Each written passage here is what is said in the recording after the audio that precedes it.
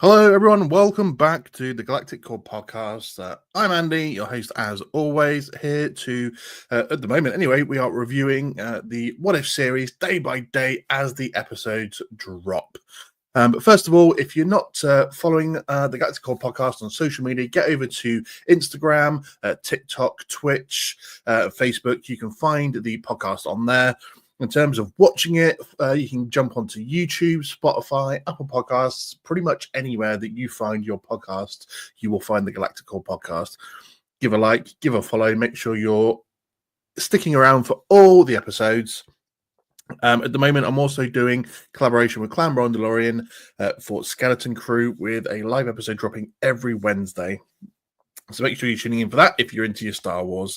But right now, we are here to talk about What If. So What If Season 3, the final season, we're down to the last 2 episodes. So today's episode, What If the Watcher Disappeared? Now, I've literally just finished watching this episode, so it's all fresh in my mind. I haven't had a chance to check out any Easter eggs, anything at all like that, apart from what obviously I noticed off the top of my head. So I'm going in with my raw thoughts on this one. So I've been wanting this series to sort of start kicking off into gear. Because I don't really felt like it has. There's no, there didn't really seem like an overarching storyline like season 1. And it's only sort of in the last couple of episodes, at the end of each episode, we've had a little bit of a hint towards what's coming up in these final 2 episodes, with the Watcher interfering, and then with the trio of other Watchers, the Eminence, the Incarnate, and the Executioner, overlooking our Watcher as he interferes and telling that he can't do that anymore. So we saw at the end of 1872, the Eminence showed up and basically told him that he can't do this anymore. We can't interfere.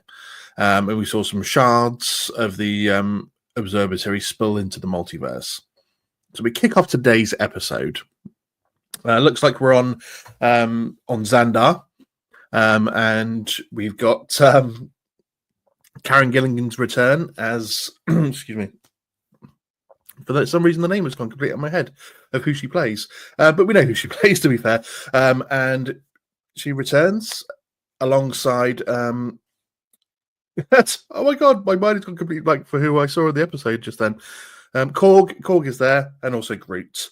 Nebula, that's who she plays. God, sometimes the memory just absolutely disappears, I swear to God. So she's there. Nebula is alongside Korg and Groot, and that big multi-dimensional beast from like season 1 of What If shows up. And then all of a sudden, we have the return of Captain Carter.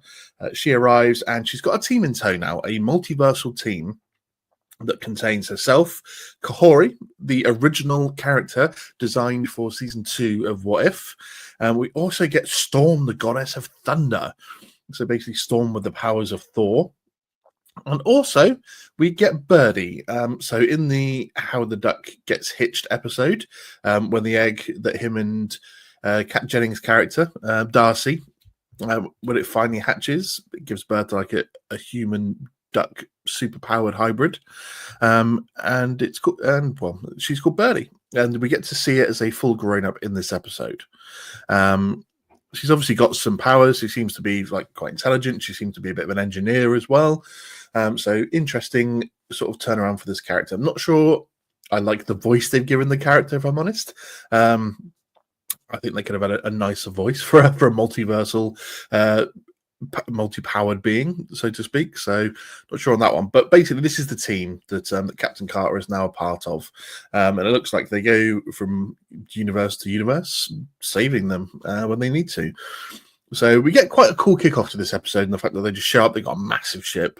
Kind of reminds me of the Sari ships in Mass Effect a little bit, to be honest. But yeah, so they show up and they kind of take this multiversal beast down with kind of ease, to be honest. Storm hits it with a bit of lightning and stuff. Kahori and Birdie don't really seem to do too much, and then they sort of portal Captain Carter through, who basically jumps through from eye to eye in the brain of the beast, killing it instantly. And then whilst they're chatting to Nebula and stuff, these shards of the observatory land on Xandar, and she realizes that the Watcher must be in trouble. So they're going, right, we've got to help. We've got to get the Watcher. He's our friend. We've got to do what we need to do. And so they're using the shards to try and power the ship to jump into the fifth dimension, so like the home of the Watchers. Doesn't quite get them there. Storm tries to use a spell of dark and light magic to power her through, but she can't quite get over the threshold as well. So they come up with this plan, because only one being has ever been able to break the barrier between the cosmic universe and the fifth dimensional Watcher universe, which was Infinity Ultron from Series 1, the big bad of Series 1. So they said that there's plenty of multiverses out there where Infinity Ultron has risen. He's basically extinguished all life in the universe, and then because he doesn't hear the Watcher, he just sits in like stasis for the rest of time, essentially. And so their plan is to go and grab one, force him to open up the plane between their reality and the fifth dimension, and go and save the Watcher. So considering they barely escaped with their lives when they took out Infinity Ultron in Series 1, and you had the powers of the Dark Strange Supreme as well, who pretty much was like the MVP of that team. This was a pretty ambitious plan, considering I don't think any of those four really stand up to the same powers that the Dark Strange Supreme had. So I thought, wow, that's going to be an interesting plan. On the eve of battle, Captain Carter is nervous for her friends. She's having a chat with Storm, and Storm's like, look, we're warriors. This is what we sign up to do. But Peggy's all like, I've lost friends before. Don't want to do this. And she looks at a framed picture that seemed to have a few other people from the teams we've seen in the past. So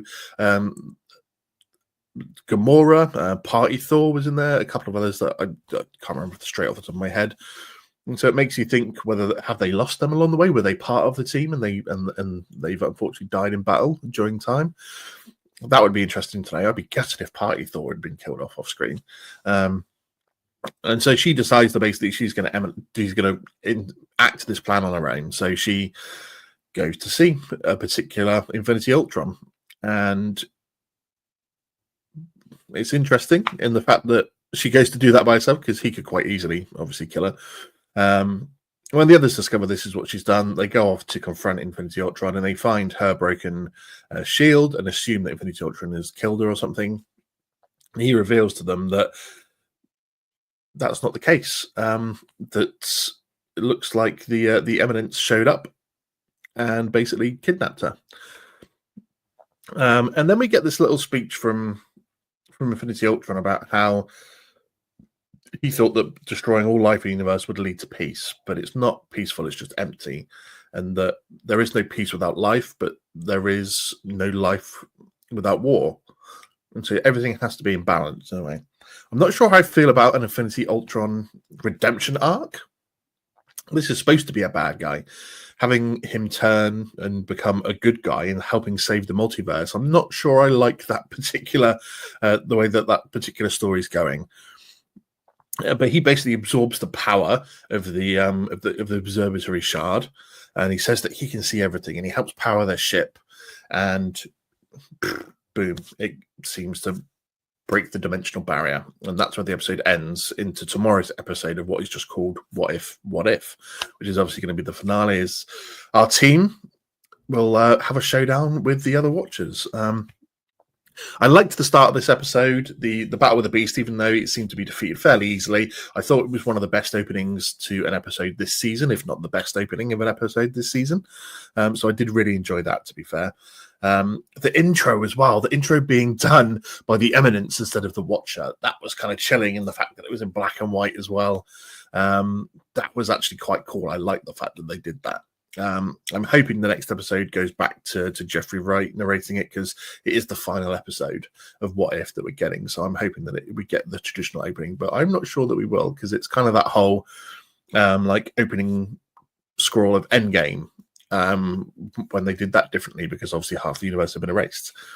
So it's going to be interesting to see. But yeah, the episode overall, bit of a lull in the middle of like when they're coming up with a plan of what to do.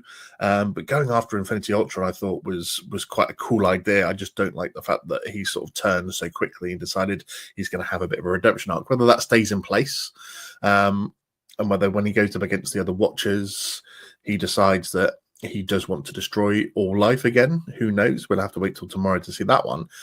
But I thought it was quite cool to bring Infinity Ultra back into it. It kind of does bring it full circle in terms of from Series 1 to Series 3, the villains, and giving him a redemption arc to right the wrongs, even if it's not the exact same one.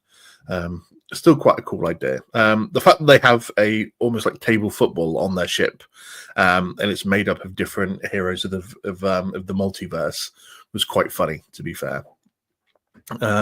Interested to see a little bit more maybe of Birdie's powers in the next episode. I'd like to see them elaborate on that and why everyone was basically going for her in that Howard the Duck episode and wanting her on their side. So that's going to be interesting to see. Overall, I liked this episode. I thought it was one of the better ones. It did kick off, I thought, quite well. I would like to have seen more of a battle between the group and Infinity Ultron to get him on side before he decided to join them. I thought that could have been a better part of the episode. Overall, I think this is one of the better episodes of this series so far. I'm not going to lie, some of the episodes have been a bit disappointing. But overall, I think we could be in for a treat of a last episode. It's effectively got everyone returning from this episode. Hopefully, I want to see a few more show up, but I'm not sure that we will. I think it's just going to be stuck to this group. But the fact that Captain Carter's out there, a lot of people weren't happy that she returned in season 2 and focused quite a bit on her. They wanted to explore other stories because he gave her quite a big story in season 1. But because she's become friends with the Watcher, it kind of makes sense that she returns now. But yep, I am super excited for the next episode, the final episode of What If. So make sure you're tuning in for that tomorrow. Let me know what you thought of today's episode. I was going to say this week's episode, today's episode of What If.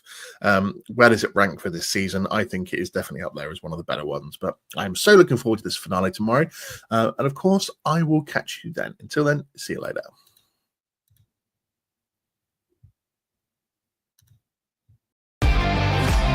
Thanks for tuning in to the Galactic Core Podcast. Don't forget to subscribe so you never miss an episode.